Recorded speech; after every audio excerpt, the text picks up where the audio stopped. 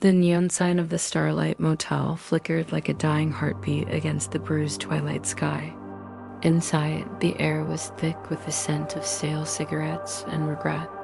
Leo shuffled into room 12, the weight of the world pressing down on his shoulders, his face a roadmap of exhaustion. The worn brown carpet, stained with the ghosts of 1,000 transient lives, snagged his foot. He stumbled, catching himself against the peeling wallpaper. A floorboard beneath the carpet was loose. Curiosity, a faint spark in the darkness of his mood, made him pull back the threadbare rug. There, cut into the grimy floor, was not wood, but a hole. It wasn't empty. It was a dark, shimmering portal, swirling with an impossible depth. He knelt, his breath catching in his throat, and peered in. His eyes widened in disbelief. Staring back at him was a ghostly image of himself from the day before. Just checking into this very room, his expression just as weary as his own was now. A wild idea born of desperation took root in Leo's mind. He fumbled for his keys, their metallic jingle a sharp sound in the quiet room. As a test, he let them drop through the shimmering aperture. Below, he watched his past self freeze, his head snapping up as the keys materialized out of thin air, clattering onto the floor beside his luggage. A slow dawning smile spread across Leo's face in the present. The whole was real. The possibilities began to bloom, vibrant and intoxicating. A montage of small victories followed. He whispered the winning lottery numbers to his past self, who scribbled them down on a napkin with a trembling hand. He fed his past self the perfect, confident answers to a job interview he'd previously bombed. In the present, the transformation was stark. Leo's cheap clothes were replaced by a tailored suit. His defeated slump straightened into a posture of success. The man in the mirror was no longer a failure, but success couldn't erase the deepest cut. The memory of Clara, of their final brutal argument the day before, was a persistent ache. He had lost her, driven by a regret that clawed at his insides. Leo searched the swirling portal for that moment. He found it. Their past selves were framed in the motel room window, their faces contorted in anger, their voices sharp and cruel.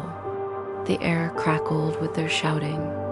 He could feel the phantom pain of her words all over again, as his past self stood on the precipice of saying the one thing that would shatter them for good. Leo leaned over the hole, his voice a desperate, commanding shout. He fed his past self the perfect words, the apology, the promise, the gentle phrase that would mend the break instead of causing it. In the world below, the effect was instantaneous. Past Leo's furious expression faltered, replaced by the words from the future. The argument died on his lips. Past Clara, caught off guard by the sudden shift, looked confused, her anger slowly melting into a vulnerable softness. The breakup was averted. They were embracing. But in the present, a terrible price was being exacted.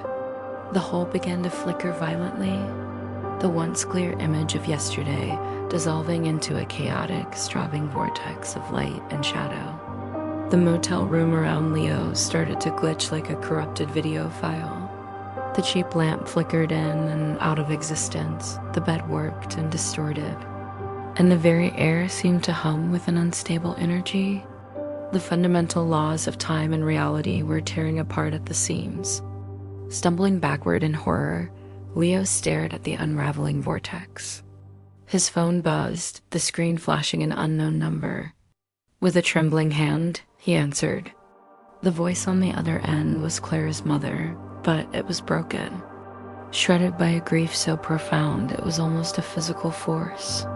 She was sobbing, her words catching in her throat. Clara was gone. There had been a car accident. By saving their relationship, Leo had unknowingly rewritten her entire day.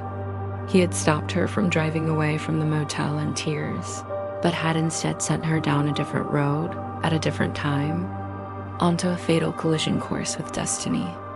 The phone slipped from his numb fingers. The final shot is a slow zoom into Leo's face, his confident smile gone, replaced by a mask of pure, unadulterated horror. He stared at the hole, the source of his fortune and his doom. Finally understanding the catastrophic exchange he had made, he had traded a broken heart for a tragic death.